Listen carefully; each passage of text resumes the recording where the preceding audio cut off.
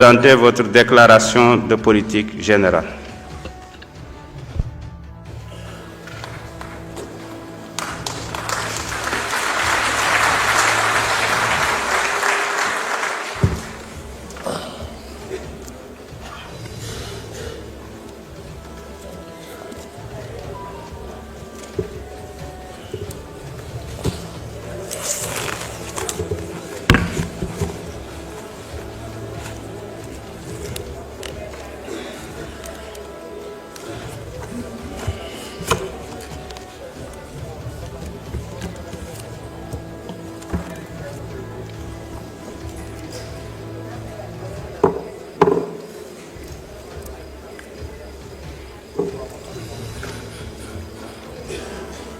De l'Assemblée nationale. Mesdames, Messieurs les honorables députés, Mesdames, Messieurs les ministres et secrétaires d'État,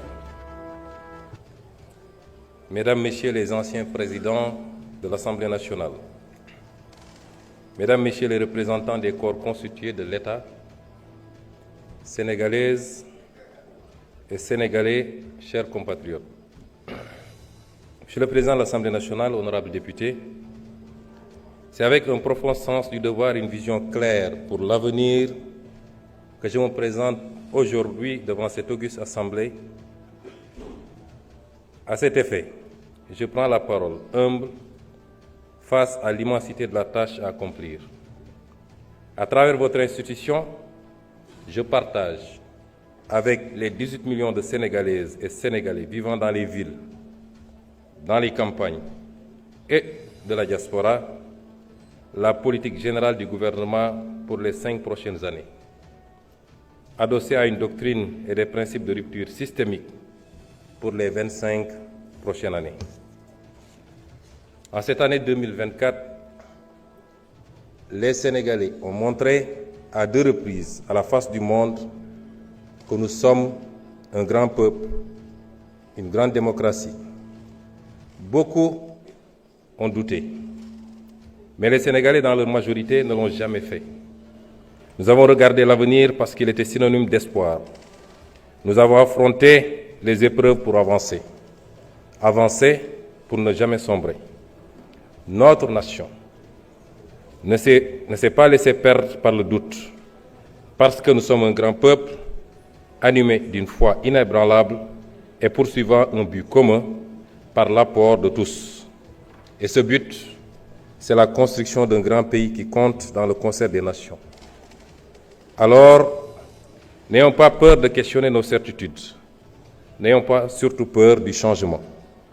Monsieur le Président de l'Assemblée nationale, honorables députés, le 2 avril 2024, le Sénégal est en train de plein pied, grâce à la résilience de son peuple et à la détermination de sa jeunesse, dans une ère nouvelle de son histoire, l'ère d'une ambition restaurée, à la fois nationale et africaine, l'ère d'un projet commun taillé à la juste mesure des aspirations de notre peuple tout entier, l'ère enfin de la poursuite sincère d'une prospérité partagée par tous, loin des ressources pour quelques-uns. Cette ère nouvelle est une rupture, oui, en phase avec les orientations et l'exemple posé par le Président de la République, Son Excellence M. Bassirou Diomaye Diakhar Faye. Il échoit à toute la nation sénégalaise de rompre de manière ferme et résolue avec certaines façons de penser et de voir notre cher pays, ainsi qu'un bon nombre de pratiques établies. Cela va sans dire, cette rupture impérieuse s'applique au premier chef au gouvernement d'alternative démocratique éclatante dont j'ai l'honneur et le redoutable privilège d'être le Premier ministre. Je viens dès lors partager avec vous les principes, l'ambition et les orientations stratégiques du nouveau gouvernement, afin que nul n'ignore ce que nous voulons faire pour le Sénégal et comment nous le ferons. Le peuple sénégalais a voté de façon nette et massive pour le projet d'un Sénégal souverain, juste et prospère. Pour bâtir ce Sénégal du projet, il est impératif d'opérer une rupture d'une profondeur et d'une portée jamais vue dans notre pays. Jamais vue depuis notre accession à l'indépendance il y a 64 ans. En partant de la courbe plongeante de notre histoire. Le Sénégal d'hier un pays modèle dans une Afrique conquérante, partie intégrante des grands empires et royaumes d'Afrique de l'Ouest du XIIe siècle à l'arrivée des premières puissances coloniales. Un pays de résistants, dont les populations ont su maintenir leur dignité, leur culture et leurs principes forts de savoir-être aux heures les plus sombres des razzias et de la colonisation, y compris au prix du sang et du sacrifice anonyme de leur vie. Ce fut le cas lors de ce grave mardi de Nder, où les femmes sénégalaises, par dizaines, ont préféré la mort à l'esclavage et au déshonneur. Ou ce jour tristement célèbre du 1er décembre 1944 à Thiaroye, où des hommes sénégalais, avec leurs frères africains, ont, par dizaines, préféré la mort à l'injustice et au déshonneur.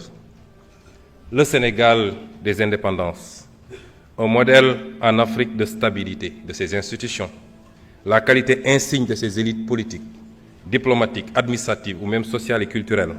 Et enfin, de façon plus profonde encore, sa mixité, le brassage de ses ethnies et religions et la force de son commun vouloir de vie commune. Le Sénégal d'aujourd'hui, un modèle en panne dans une Afrique sacrifiée, un modèle de développement arrêté. 64 ans après son indépendance, le Sénégal est resté enfermé dans le modèle économique colonial, exportant ses matières premières, or, poissons, arachides, phosphate, zircon, pétrole et bientôt gaz, avec peu de valeur ajoutée et important les produits finis. L'énorme déficit de la balance commerciale de l'ordre de 5 300 milliards en 2023, presque 30% du PIB, qui se creuse d'année en année, montre combien notre économie est aujourd'hui peu compétitive. Cela s'est traduit par une croissance trop faible et trop fragile. La croissance annuelle moyenne de 1960 à 2023 a été seulement de 3,1%, face à une population qui a augmenté en moyenne de 2,7% par année. Le revenu réel par habitant n'a jamais décollé, et les Sénégalais sont aujourd'hui quasiment au même niveau de revenus qu'au moment de l'indépendance, voire plus pauvres, si l'on tient compte de toutes les richesses qui s'expatrient avec les revenus des investissements des groupes étrangers. Cette faible croissance est par ailleurs concentrée sur quelques zones du territoire, notamment le triangle Dakar-Thiès-Mbour. Au final, la triste réalité des chiffres depuis l'indépendance montre que notre pays est enfermé dans un cercle vicieux de sous-développement et de pauvreté, avec des matières premières locales peu valorisées, un secteur privé national qui ne décolle pas, des filières peu compétitives, une croissance structurellement faible et fragile et un territoire national peu aménagé et pauvre. Un modèle social en crise aiguë, avec notamment une jeunesse désabusée, sans perspective dans son propre pays. Chaque année, le nombre d'emplois formels créés est très largement inférieur au nombre de jeunes arrivant sur le marché du travail. Une justice où l'action de quelques-uns a fait perdre la confiance de presque tous. Une école où l'on désapprend bien souvent et où l'on déséduque encore plus. Un modèle démocratique fortement fragilisé, qui a su rester debout grâce à la résilience des millions de Sénégalais, d'Est en Ouest, du Nord au Sud. Notre peuple, notre précieuse démocratie a vacillé, mais elle a tenu. Dieu merci. Hommage au peuple sénégalais, en particulier à sa jeunesse, pour la lutte qu'il a menée pour préserver ce modèle démocratique, cette force vitale pour la résistance démocratique. Chers jeunes, chers concitoyens, nous devons désormais la mobiliser pour le développement du pays. Toutes ces régressions que je viens d'énumérer de notre pays s'illustrent de la manière la plus dramatique dans la situation que nous avons héritée du régime sortant. Je m'en vais vous faire en quelques lignes l'état des lieux et les mesures immédiates de redressement, puisque le programme ou les projections que je vous ferai plus tard ont déjà démarré depuis 8 mois. Monsieur le Président de l'Assemblée nationale, honorables députés, les actes que le Président de la République a posés depuis sa prise de fonction manifestent clairement ce tournant que notre nation se doit de prendre pour restaurer le crédit de l'État et de l'administration publique devant le peuple, ainsi que pour redresser toutes les dérives précitées. En effet, dès sa prise de fonction, il a chargé le gouvernement de mettre en place un plan d'action d'urgence dans l'attente de l'adoption du nouveau référentiel des politiques économiques et sociales. Dans ce cadre, le gouvernement a enregistré d'importantes réalisations au cours de ces 8 derniers mois qui ont balisé le chemin à la vision d'un Sénégal souverain, juste et prospère, ancré dans les valeurs fortes. Nous nous sommes tout d'abord attaqués à la mère des batailles, à savoir l'établissement de la situation de référence des finances publiques, de l'état des lieux des contrats au niveau des secteurs stratégiques et la reddition des comptes. Bref, un Sénégal juste puisque transparent et au meilleur standard de la bonne gouvernance. À cet égard, nous ne pouvions pas nous imaginer un seul instant que le mal était si profond. L'audit des finances publiques sur la période du 1er mars 2019 au 31 mars 2024 est à ce point particulièrement révélateur des dérives du précédent régime, avec notamment les niveaux du déficit budgétaire et de la dette publique minorés. Cette situation a eu notamment comme conséquence la suspension des financements attendus en 2024 du Fonds monétaire international et de la Banque mondiale et le gel du programme économique et financier appuyé par le FMI. C'est le lieu, une fois de plus, de rendre hommage au président de la République, qui a préféré sacrifier à cet exercice de transparence plutôt que de démarrer son magistère dans le mensonge. Il nous est également apparu indispensable, dans l'environnement laxiste ayant prévalu durant le dernier régime, de procéder à la revue de tous les contrats signés dans les secteurs stratégiques, en vue de nous assurer de leur conformité à notre législation. Maximiser les retombées économiques et sociales pour notre pays et préserver les ressources pour les générations futures. Outre ces travaux, l'exigence de reddition des comptes a été étendue aux nombreux chantiers payés non achevés, les hôpitaux, les écoles et universités en construction, les maisons de la jeunesse, et j'en passe, aux soupçons de corruption, de surfacturation et de détournement de fonds dans des projets et sociétés d'État. Toujours dans ce registre, il a été procédé à l'audit des ressources humaines, trouvées sur place par les différents ministres à leur prise de fonction pour traquer tous les recrutements indus sous la forme de personnel contractuel. Pour donner une idée de l'ampleur des pratiques du régime précédent, le ministère en charge de la fonction publique a recensé environ 29 000 contractuels recrutés en marge de la réglementation en vigueur. De même, pour marquer une rupture nette dans le sens de la bonne gouvernance, le président de la République, le Premier ministre et l'ensemble des membres du gouvernement ont procédé à la déclaration de leur patrimoine dans les délais fixés. Enfin, de graves scandales ont été décelés dans la gestion foncière, qu'il s'agisse de l'occupation du domaine public maritime ou de l'accaparement de terres sans commune mesure par des privés et des sociétés civiles immobilières écrans, au niveau des lotissements des zones foncières, effectués notamment à Dakar, à Thiès, en particulier à Mbourkat. De manière plus grave et répréhensible, il est à noter de la prévarication et de la privatisation du patrimoine foncier et bâti de l'État. Pour rester dans ce registre de la bonne gouvernance, je voudrais également évoquer les avancées majeures enregistrées dans l'administration de la justice, dont le fonctionnement a été notablement instrumentalisé par le régime sortant. Une des réalisations majeures dans ce domaine au cours des 8 derniers mois a été l'organisation des assises de la justice avec la participation inclusive des citoyens. Les autres réalisations ou initiatives lancées ont trait à la protection des lanceurs d'alerte, la modernisation de l'administration pénitentiaire et la prise en charge judiciaire des dossiers des victimes de la période préélectorale. À cet effet, en plus de l'inscription budgétaire de crédits destinés aux victimes, il sera proposé à votre auguste Assemblée, dans les semaines à venir, un projet de loi rapportant la loi d'amnistie votée le 6 mars 2024 par la précédente législature. Pour que toute la lumière soit enfin faite et les responsabilités établies de quelque bord qu'elles se situent. Il ne s'agit pas ici de chasse aux sorcières, encore moins de vengeance, car aucun sentiment de revanche ne nous anime. Loin de là, il s'agit simplement de justice, pilier sans lequel aucune paix sociale ne peut être garantie. Monsieur le Président de l'Assemblée nationale, honorables députés, la vision d'un Sénégal souverain a été prise en charge dès la formation du gouvernement, avec notamment l'exigence de défendre en tout premier lieu les intérêts du Sénégal et de ne plus jamais nous laisser dicter notre conduite dans la gestion des affaires publiques et la défense du citoyen sénégalais. Il en est pour preuve les positions ouvertement affichées par Monsieur le Président de la République dans les instances internationales, que ce soit à la tribune des Nations Unies, au Forum mondial pour la souveraineté et l'innovation vaccinale, au sommet des Jeux olympiques du développement durable, aux réunions de l'Organisation de la coopération islamique, nous militons pour un rééquilibrage de la gouvernance mondiale et le respect des valeurs universelles de paix et de droits de l'homme, en particulier la fin du génocide à Gaza et la reconnaissance des droits inaliénables du peuple palestinien.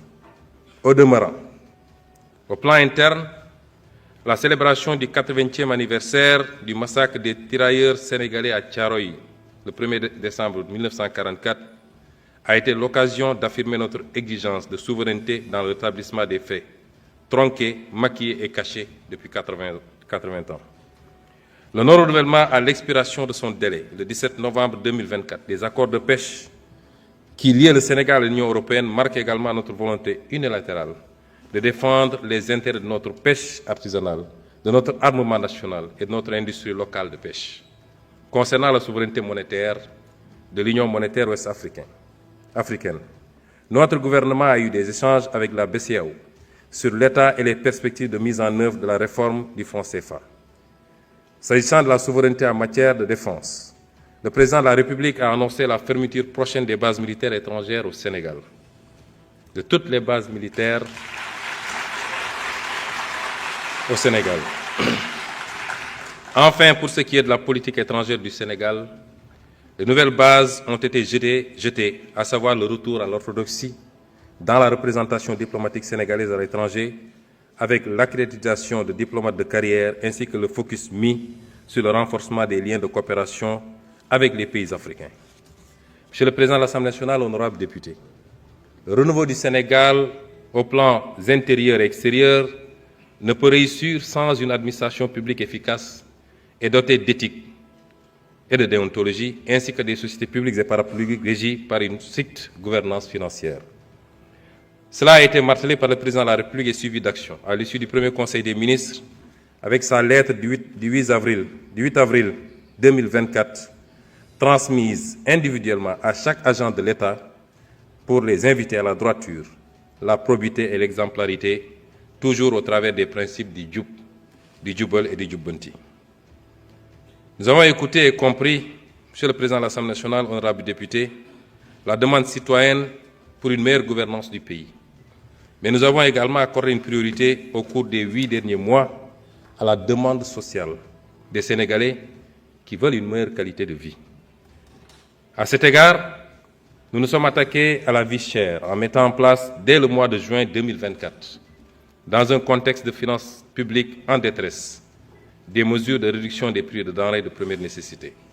Concernant le coût du carburant et de l'électricité, les mesures utiles ont été prises pour le rétablissement de l'orthodoxie dans la passation des marchés d'approvisionnement en hydrocarbures et la diversification de leurs sources. S'agissant du cadre de vie des Sénégalais, notre gouvernement a eu engagé, depuis le mois d'avril, de fortes initiatives pour la gestion des inondations et les crues, pour le fonctionnement régulier du ramassage des ordures par l'appurement des arriérés.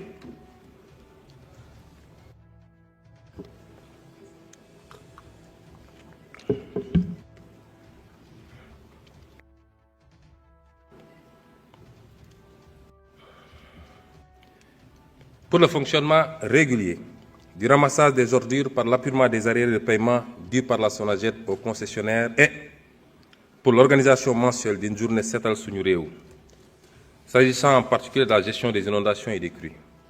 Des sommes conséquentes ont été dégagées pour faire face, nous amenant à demander un audit du programme décennal de gestion des inondations et du programme d'assainissement des 10 villes qui ont englouti respectivement 285 milliards de francs CFA et 77 milliards de francs CFA sans résultat tangible. Monsieur le Président de l'Assemblée nationale, honorables députés, dans le domaine de l'équité sociale, préoccupation prioritaire pour le gouvernement, nous nous sommes attelés à gérer l'impact des contraintes de finances publiques sur le paiement des bourses de sécurité familiale, avec l'appurement des arriérés prévus au cours du premier trimestre 2025. L'équité sociale s'est également manifestée sur tout le territoire national à chaque fois que des catastrophes naturelles ou des accidents sont remarqués par des appuis financiers et en nature, notamment à la suite des inondations, des crues des crues des fleuves Sénégal et Gambie, des accidents routiers et j'en passe. Monsieur le Président de l'Assemblée nationale, honorables députés, mon gouvernement a pris résolument en charge un maillon essentiel de notre développement économique et social au cours des 8 derniers mois, à savoir le capital humain, en particulier le secteur de l'éducation et de la formation. 2 conseils interministériels ont été consacrés à la préparation des examens au concours ainsi qu'à la rentrée scolaire. D'importantes décisions ont été prises à l'issue de ces conseils, parmi lesquelles la résorption du déficit d'enseignants, l'élimination progressive des abris provisoires, la prise en charge de la problématique du défaut de pièces d'état civil des élèves, le paiement des primes et indemnités d'examen. Mon gouvernement se préoccupe fortement des taux d'échec élevés du CFE, 34,5%, au BFM, 26% et au baccalauréat, 49,5%.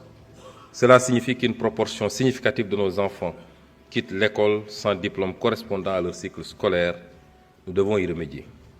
Dans le domaine de l'enseignement supérieur, le défi majeur en cours de prise en charge est la transformation systématique du secteur avec la mise en place imminente d'un comité de pilotage chargé de proposer au Président de la République des mesures pertinentes.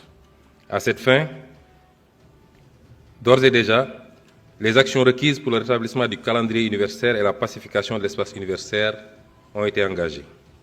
Les actions en direction de la jeunesse et de la promotion de la citoyenneté n'ont pas été en reste depuis avril 2024 avec l'organisation des vacances agricoles, le repositionnement du service civique et du volontariat au niveau de la primature pour plus d'impact et la systématisation du concept Armée-Nation dans tous les domaines d'activité appropriés.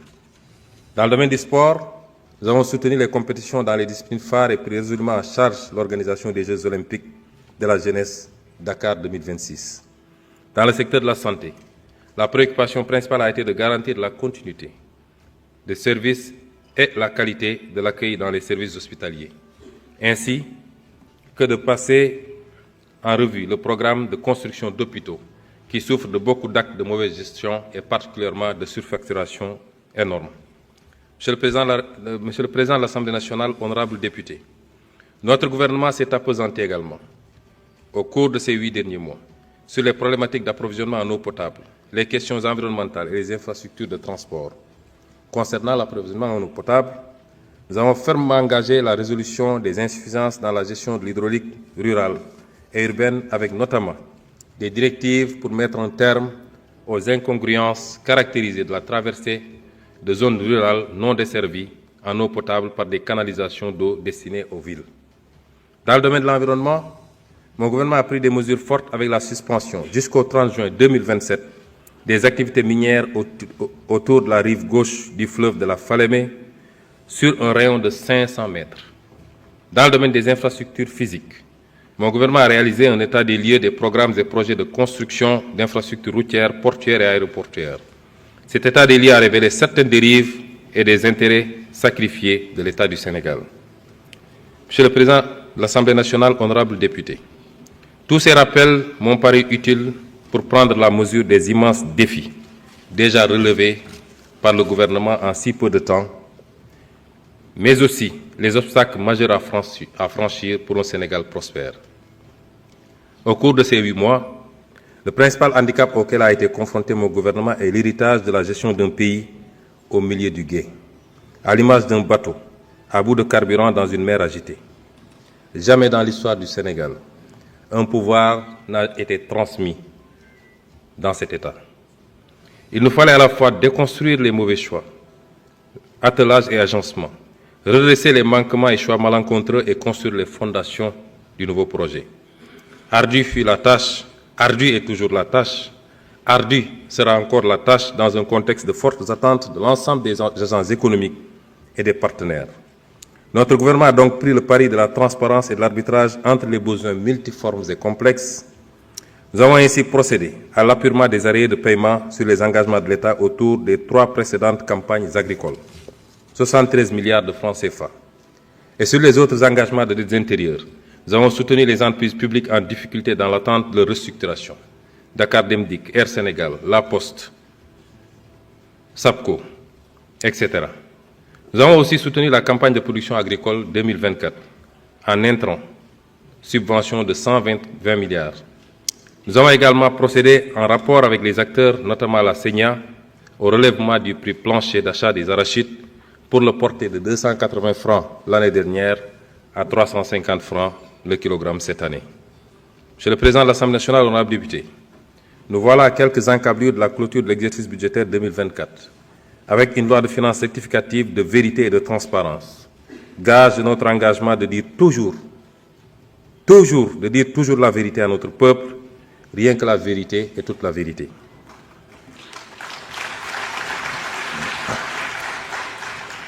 Nous n'avons pas pu tout faire, nous n'avons pas pu tout satisfaire tout un chacun malgré notre extrême conscience de l'impact sur les opérateurs économiques qui ont eu à contracter avec l'État avant l'arrivée au pouvoir de notre régime. Certains d'entre eux sont malheureusement, à tout le moins, co-auteurs avec l'État des dérives constatées, en acceptant d'exécuter des marchés par anticipation et quelquefois sans contrat. Nous évaluerons la situation de chacun et procéderons au paiement selon les moyens de l'État durant l'année 2025. Nous avons également lancé les audits fiscaux pour lutter contre la fraude fiscale et l'évitement fiscal. Cet exercice de construction, cet exercice de déconstruction,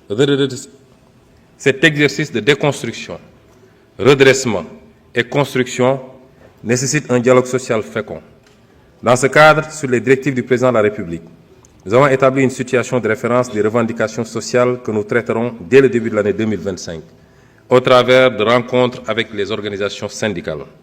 Le maître mot sera un exercice de vérité et de responsabilité, en s'accordant sur ce qui est réaliste et supportable par l'État, de ce qui est hors de la portée des moyens publics, et donc à se surseoir jusqu'à meilleure fortune. Monsieur le Président de la République, Monsieur le Président de l'Assemblée nationale, ça fait longtemps que j'ai été absent de l'Assemblée, et ça, chaque semaine, je siège à...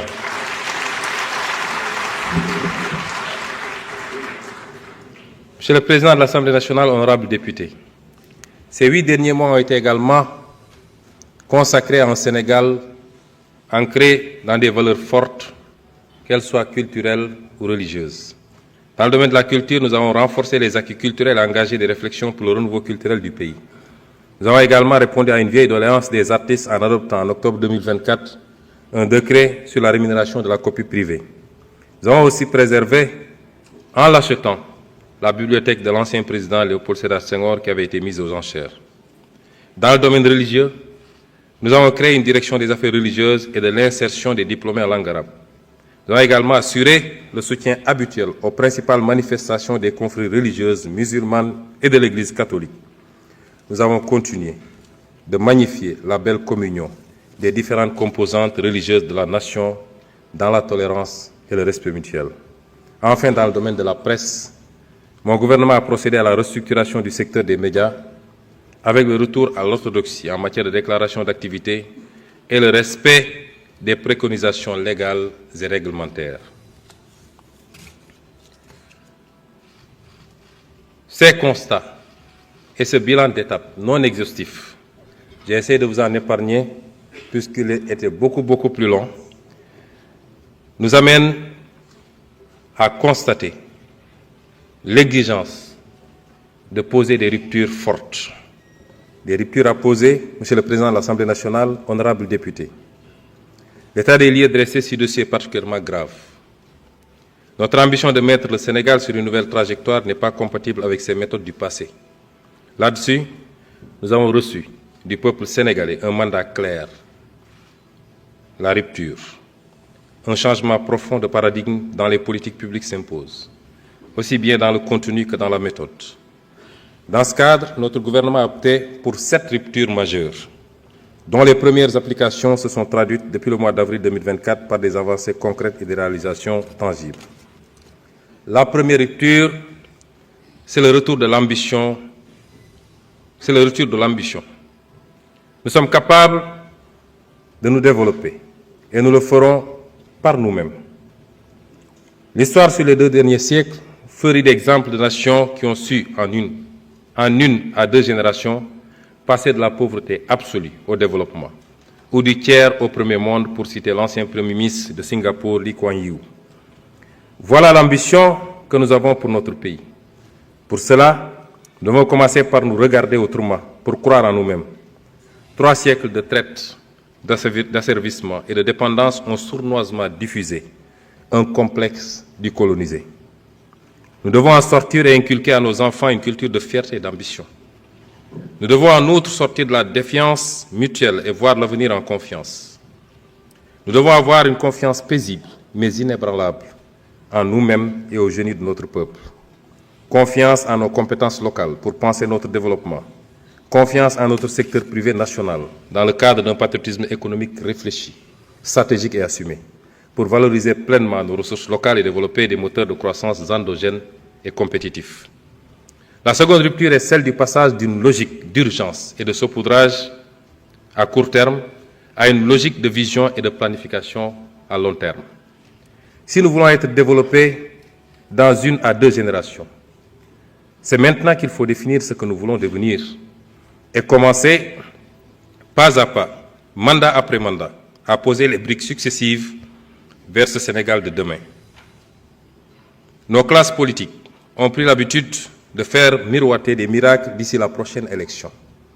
Comme nous avons des élections tous les 2 à 5 ans, la vision et l'action sont focalisées sur le court terme et les trésors de ressources financières, humaines et de temps mobilisés de façon non coordonnée dans la recherche d'effets spectaculaires du jour au lendemain. Nous ont fatalement retombé, tel Sisyphe, au pied de la montagne, avec notre fardeau toujours plus lourd et nos forces toujours moins vives, de la vanité de nos efforts.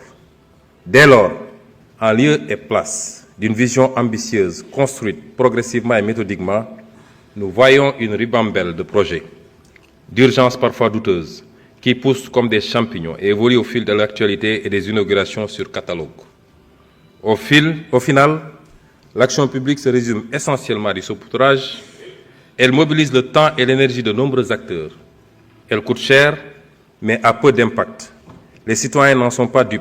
Au demeurant, même si les leviers d'action contre cette gabegie leur manquent, ne nous y trompons pas.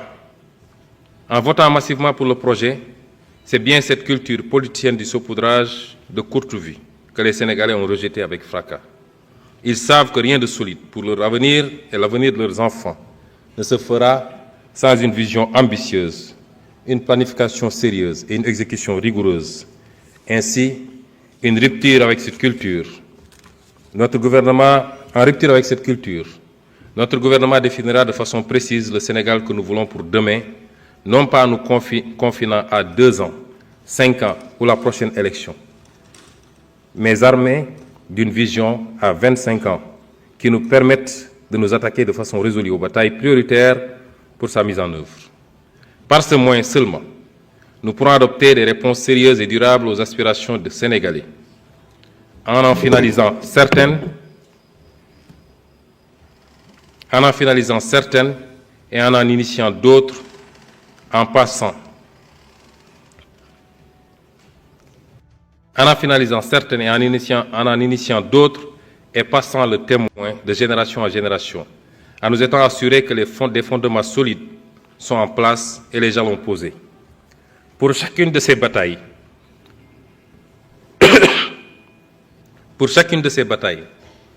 notre gouvernement communiquera de façon honnête, transparente et responsable avec les citoyens.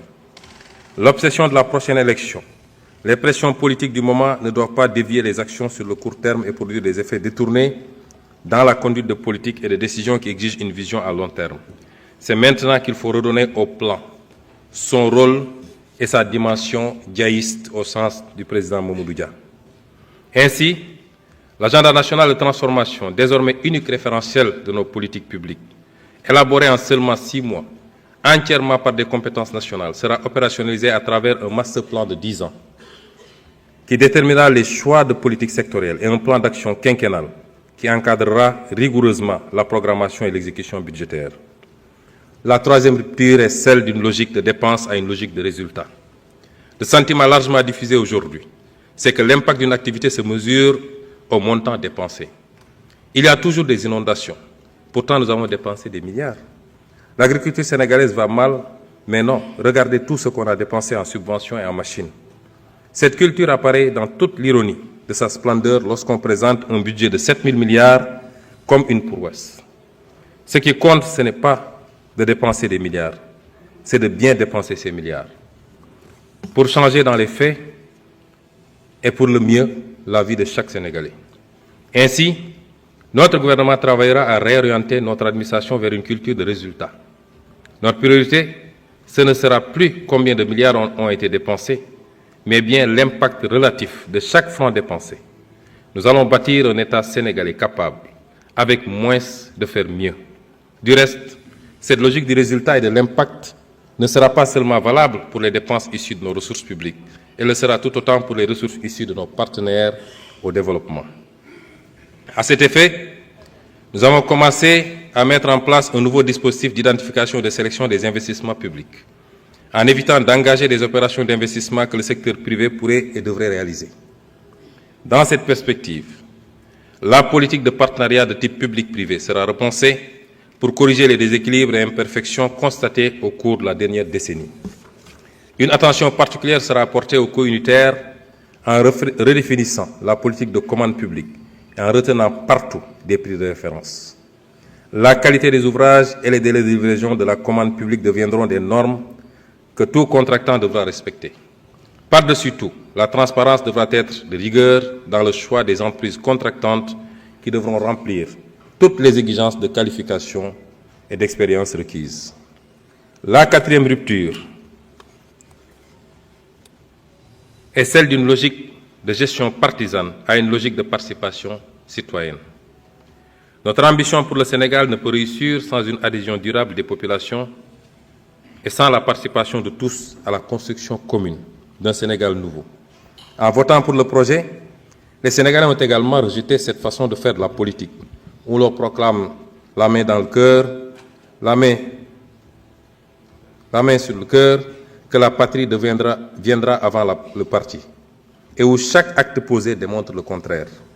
Nous ne voulons plus d'une gestion du pays qui se résume à la gestion partisane d'une clientèle politique. Nous ne voulons plus d'un pays où les richesses sont accaparées par un clan. Nous voulons, au contraire, un pays où les ressources du pays sont gérées au profit de tous et où le mérite est plus important que l'appartenance familiale, ethnique ou politique. La cinquième rupture consacre le passage d'une gestion centralisée à outrance à une logique de gestion déconcentrée, une logique, disons, territorialisée. En effet, notre ambition pour le Sénégal ne pourra être réalisée sans une gestion plus proche des territoires. Faire reculer le centralisme au profit de la gestion de proximité. Notre action sera dès lors de procéder à de profondes réformes en matière de décentralisation, de fiscalité et de gestion budgétaire, entre autres, afin de libérer le potentiel de nos terroirs. Au sein de ces pôles, les villes épicentres seront au cœur de la nouvelle stratégie. Elles bénéficieront d'investissements conséquents en matière d'eau et d'assainissement, d'électrification, de gestion des déchets, d'infrastructures de transport et numérique, et j'en passe. Dans la même foulée, la décentralisation sera approfondie en renforçant les compétences, les capacités et les moyens financiers des collectivités territoriales. La charte de la déconcentration sera intégralement mise en œuvre afin de rapprocher l'administration des usagers du service public. La sixième rupture consiste à bannir la logique d'accaparement au profit d'une minorité, au profit d'une logique d'équité et de justice. La reddition des comptes, puisque c'est de là qu'il s'agit, ne doit plus être perçue comme une exception aux règles de gestion de la chose publique, mais plutôt comme un principe de transparence et une exigence de gouvernance. Nous nous inscrirons dans ce cadre, aussi bien pour l'audit de l'utilisation des fonds publics antérieurement à notre arrivée au pouvoir, que pour la gestion des affaires publiques durant les années de notre gouvernance. L'État veillera à ce que les structures de contrôle et les juridictions compétentes puissent exercer leurs missions respectives, conformément aux lois et règlements, mais également en application des principes de la séparation des pouvoirs et de la présomption d'innocence. Nous mettrons ainsi en œuvre les conclusions des assises de la justice ayant fait l'objet de consensus et poursuivrons les consultations et le dialogue pour bâtir un pacte social durable. Nul ne pourra désormais se prévaloir d'une proximité partisane pour accéder à des faveurs indues ou se protéger de sanctions méritées.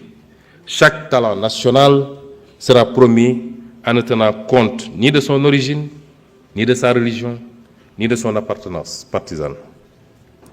Enfin, la 7e rupture implique le passage d'une administration bureaucratique à une administration moderne et performante.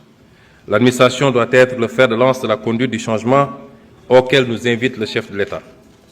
Elle sera plus attentive et orientée vers la satisfaction de l'usager. Le clientélisme y sera aboli, conformément à l'invite du chef de l'État aux agents de l'administration.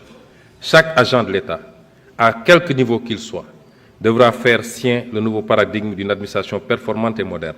À cet effet, le gouvernement engagera les réformes idoines pour doter les services administratifs de capacités humaines qualifiées et motivées, ainsi que des moyens de fonctionnement liés, tout en amplifiant la lutte contre le gaspillage dans les dépenses courantes. La corruption et la concussion seront combattues sans faiblesse, en commençant par accélérer l'automatisation des procédures administratives. Nous avons déjà entrepris de bâtir une administration publique autour des principes de probité et d'intégrité, autour du Djoub, du Djoubel et du Djoubbanti. Monsieur le Président de l'Assemblée nationale, honorables députés, après vous avoir rappelé ces principes et après vous avoir dressé l'état des lieux, vous avez rappelé les 7 principes qui vont fonder notre logique de rupture. Nous allons faire quelques développements sur le cap 2025-2029. Les ruptures que je viens d'évoquer guideront notre stratégie opérationnelle pour les 5 prochaines années. Pour cela, notre premier devoir est de traduire la vision du chef de l'État de façon concrète, pour qu'elle soit partagée et que chaque Sénégalais soit fier d'en parler, soit fier chaque jour d'y apporter sa pierre. D'abord, un Sénégal souverain sera une réalité tangible si nous nous en donnons les moyens en matière économique, énergétique, alimentaire, pharmaceutique, scientifique, technologique et sécuritaire. Un Sénégal juste repose sur une véritable paix sociale, une nation où règne la justice, l'équité, l'unité et la cohésion nationale. Un Sénégal prospère implique de tripler le revenu par habitant pour rejoindre la catégorie supérieure des pays à revenus intermédiaires, et cette ambition sera réalisée grâce à une croissance annuelle minimale de 6,5% sur 25 ans qui transforme qualitativement la vie des populations. Croissance inclusive, s'entend, et une croissance endogène également. Monsieur le Président de l'Assemblée nationale, honorables députés, l'agenda national de transformation se décline en 4 axes, à savoir, premier axe, une économie compétitive. Deuxième axe, un capital humain de qualité et l'équité sociale. Troisième axe, un aménagement et un développement durable. Et enfin, quatrième axe, une bonne gouvernance et un engagement africain. Pour réussir ces axes, il y a des prérequis indispensables. Les conditions de succès de cette vision reposent sur des prérequis relatifs à la présence d'un État stratège, sachant anticiper les mutations, sachant planifier les actions, sachant réguler efficacement et dans la transparence les politiques publiques. Ces prérequis ne sont toutefois pas des conditions suffisantes dans le cas des pays en développement comme le Sénégal, fortement dépendants des flux de financement et d'investissements étrangers. Il leur faut impérativement résoudre cette problématique de dépendance en relevant sensiblement leur capacité de mobilisation de ressources internes au travers de la politique fiscale, l'approfondissement du marché du crédit bancaire et du marché financier, mais surtout la promotion de mécanismes alternatifs de financement. Concernant la politique de relèvement sensible des recettes de l'État, la fiscalité, et il ne faut pas que les Sénégalais en aient peur, parce qu'elle est la base et le soutien de toute action politique et de toute capacité à relever l'offre de biens et services publics. La fiscalité est certainement le maillon le plus important de la politique budgétaire. Cependant, le Sénégal peine à mobiliser de manière optimale les recettes fiscales, principal instrument de financement souverain. Aujourd'hui, nous sommes à un taux de pression fiscale d'un peu moins de 18%, en deçà donc du ratio de 20% fixé par le critère de convergence de l'UEMOA. Notre ambition est d'atteindre et de maintenir un taux de pression fiscale supérieur ou au moins égal à 20%, ce qui correspondrait à des recettes additionnelles de plusieurs centaines de milliards annuels. Ce résultat est largement à notre portée si notre système fiscal et notre administration fiscale et nos administrations fiscales et douanières qui l'exécutent sont purgées des tares qui plombent leur action. Il s'agit notamment de juguler le phénomène incontrôlé des niches fiscales avec son corollaire mal ou sous-évalué de perte de recettes. Monsieur le Président de l'Assemblée nationale, honorables députés, dans le cadre de l'ambitieuse réforme fiscale que je propose, mon gouvernement s'engage ici et maintenant à formuler et à mettre en œuvre des mesures fortes de rationalisation des dépenses fiscales afin de réduire progressivement l'impact des exonérations sur la mobilisation des recettes, tout en restaurant des marges budgétaires pour le financement de notre politique économique et sociale. Notre politique fiscale conciliera le besoin de mobilisation des recettes fiscales à la politique de promotion des investissements dans le pays. Pour relever ce défi, le Sénégal procédera à l'évaluation d'impact économique et social des avantages fiscaux au-delà des évaluations budgétaires habituelles. Aujourd'hui, l'analyse des données sur les dépenses fiscales donne l'impression d'une générosité sans contrôle de l'État, pour des résultats dont l'efficacité n'est pas démontrée. Ces dépenses évaluées sur la période 2019-2022 s'élèvent à 2 232 milliards de francs CFA. Cet exercice devrait être un instrument de pilotage permettant d'apprécier l'efficacité et l'efficience des dépenses fiscales. Ainsi, nous élargirons l'assiette. Nous élargissons le périmètre de l'évaluation des dépenses fiscales, c'est-à-dire celui des mesures recensées et évaluées, à travers l'audit exhaustif de toutes les mesures tendant à baisser le poids de la fiscalité pour une activité économique ou une catégorie socio-professionnelle de citoyens contribuables. Une nouvelle matrice des mesures dérogatoires devra être dressée à fin décembre 2025.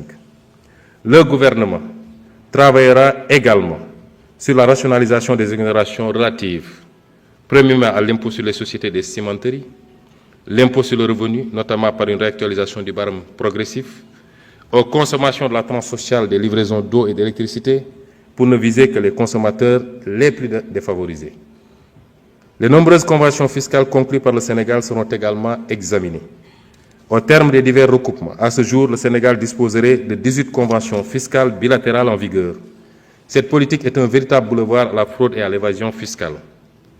C'est pourquoi, conformément aux directives du Président de la République, nous procéderons au retrait du Sénégal de toute convention bilatérale avec un paradis fiscal et renégocierons les clauses défavorables des conventions conclues avec des États à fiscalité normale lorsque ces conventions nous sont défavorables. Nous lancerons le chantier de la rationalisation des mesures dérogatoires éparpillées dans plusieurs textes, le Code minier, les zones franches industrielles, le régime d'entreprise France Exportation, le Code pétrolier, le Code des télécommunications, le Code des investissements, et le rapatriement dans un seul corpus, qui est le Code général des impôts, qui sera un chantier prioritaire. Monsieur le Président de l'Assemblée nationale, honorables députés, en plus de ces mesures, il sera procédé à une vaste réforme du Code général des impôts en agissant inversement sur les taux et l'assiette d'imposition. Pour nous, et j'insiste, pour nous, élargir l'assiette fiscale tout en abaissant graduellement les taux d'imposition moyens est la stratégie appropriée pour parvenir à une fiscalité efficace et équitable. Faire payer moins à chaque Sénégalais, mais faire payer à tous les Sénégalais. Pour ce qui est de l'assiette, par exemple, la correcte fiscalisation de secteurs à fort potentiel, tels que l'immobilier, le foncier et l'informel, est un impératif budgétaire prioritaire. Par ailleurs, nous procéderons à la réinstauration du dispositif de contrôle et de taxation des appels entrants, supprimé en 2012, juste quelques mois après l'arrivée au pouvoir du précédent président de la République. Initialement, la taxation sur les appels entrants devait permettre à l'État d'engranger des recettes parafiscales de l'ordre de 50 milliards par année.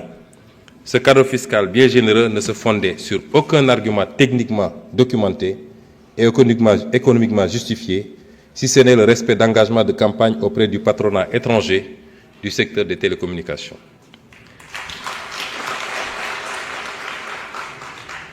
Ce renoncement a fait perdre au Trésor public des centaines de milliards, minimum 600 milliards de 2012 à 2024. Mon gouvernement s'engage dès ce premier trimestre 2025 à remettre sur la table cette question, une étude documentée impliquant toutes les parties prenantes, ministère en charge des télécommunications,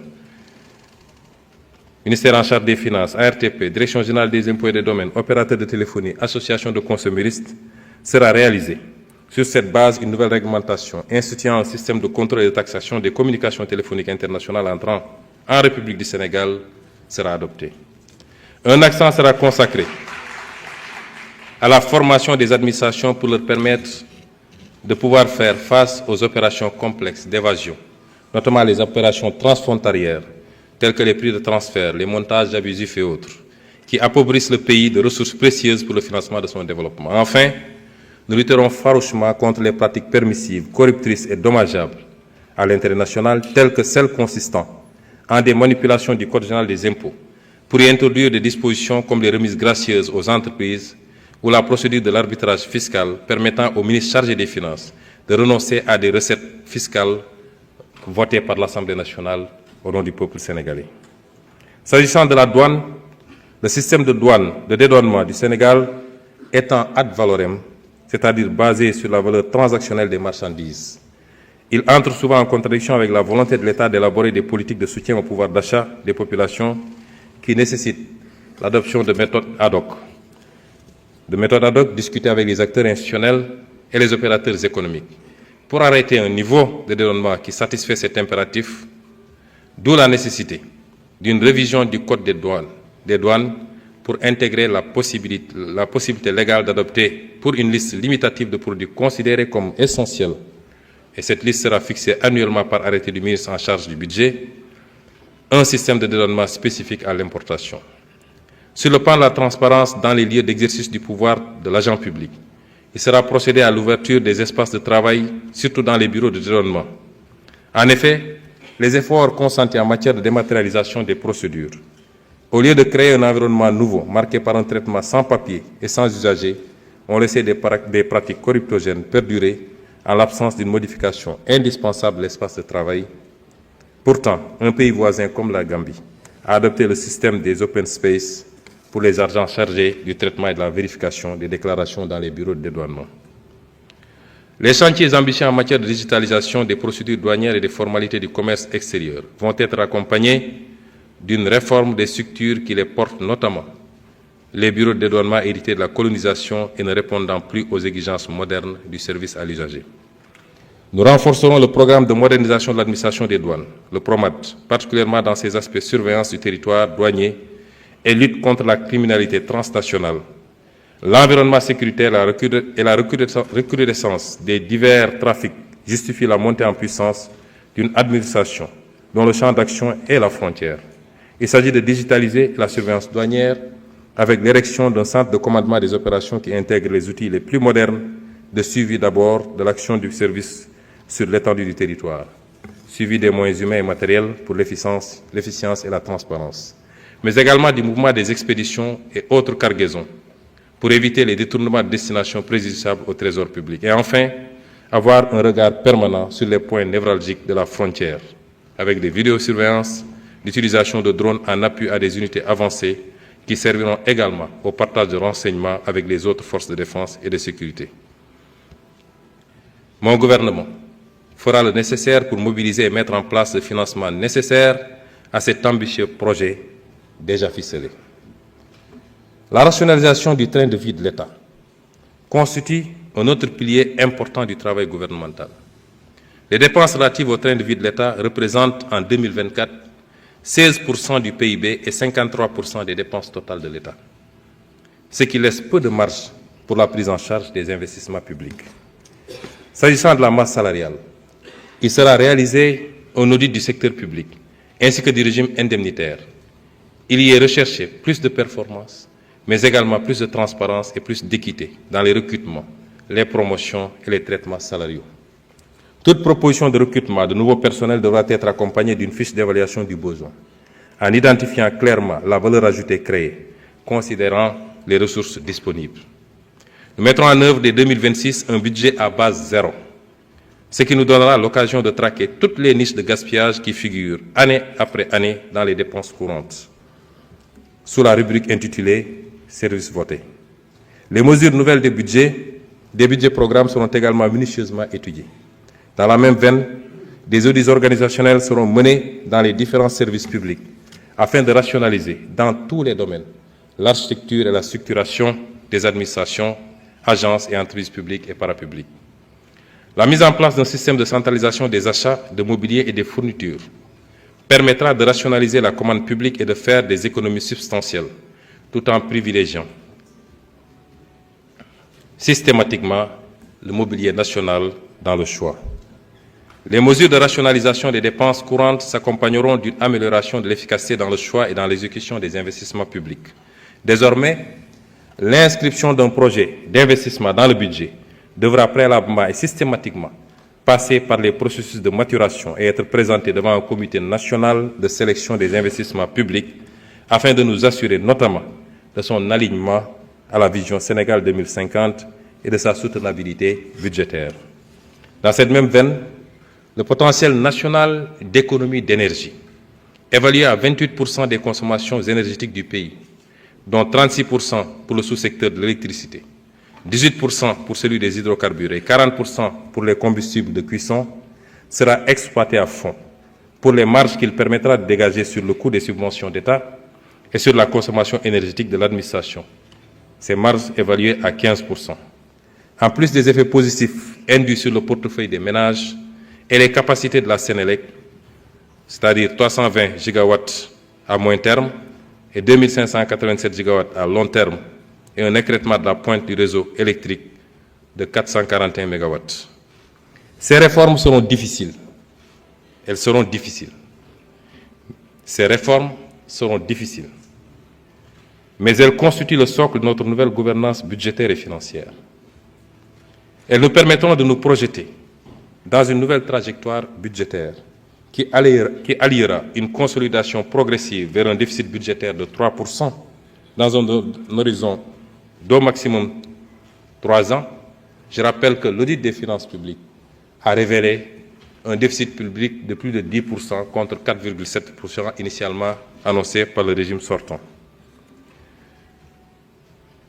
Donc d'aller vers un déficit budgétaire de 3% dans un horizon d'au maximum 3 ans et une prise en charge maîtrisée des investissements structurants et de soutien à la production, ainsi que des dépenses sociales et climato-sensibles.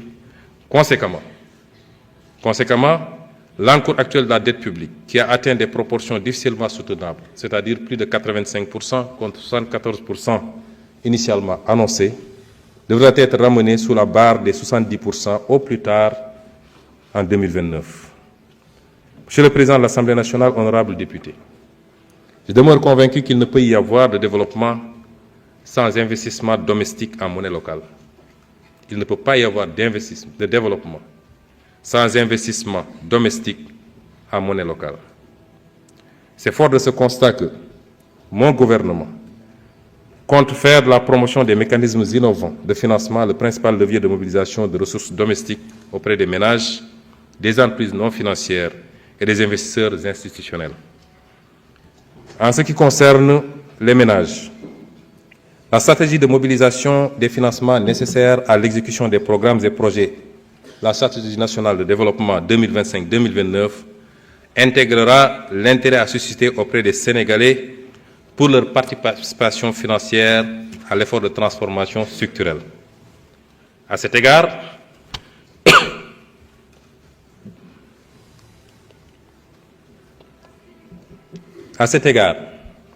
un recours sera fait aux organismes de placement collectif de type conventionnel ou islamique, selon les préférences des épargnants sénégalais. Ces OPC pourront souscrire à des obligations et soukouk dits patriotes. Les gens ont parlé de diaspora bond, mais notre horizon, c'est de toucher tous les Sénégalais. C'est pourquoi il faudra migrer vers les patriotes bonds.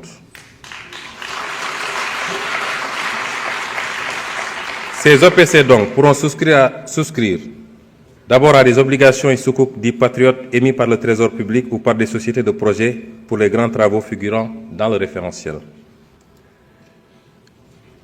Ils pourront souscrire à des actions de sociétés publiques ou parapubliques, soit dans le cadre de la constitution de leur capital social, de leur augmentation ou de l'ouverture de leur capital social. Ils pourront également souscrire au rachat d'une partie des actions détenues par des entités étrangères dans les sociétés de droit sénégalais dans le cadre de la politique de souveraineté nationale. Nous allons accompagner tout ça par des propositions de loi, parmi lesquelles une proposition de loi sur la souveraineté économique qui sera certainement très bientôt sur la table de l'Assemblée nationale. Pour les personnes physiques disposant de capacités substantielles d'épargne et les entreprises sénégalaises désireuses de se positionner dans la participation au financement des grands travaux d'investissement, des opérations de souveraineté économique, telles que les rachats de parts d'entreprises étrangères, ou dans la souscription aux augmentations de capital et à la cession de parts de capital de l'État dans les entreprises publiques et parapubliques, il leur sera offert la possibilité de participer à des fonds d'investissement alternatifs. Concernant les investisseurs institutionnels publics nationaux, l'accent sera mis sur l'épargne longue qu'ils détiennent en la canalisant dans le financement des programmes de la stratégie nationale 2025-2029, financés sous la forme de Project Finance. Il s'agit notamment de la Caisse de dépôt et consignation, du Fonds national de retraite et du Fonds 6, les caisses de retraite privées nationales et les sociétés d'assurance, les caisses de retraite privées nationales telles que l'IPRES et la Caisse de sécurité sociale, et les sociétés d'assurance seront également sollicitées dans la structuration du financement de ces projets. À cet égard,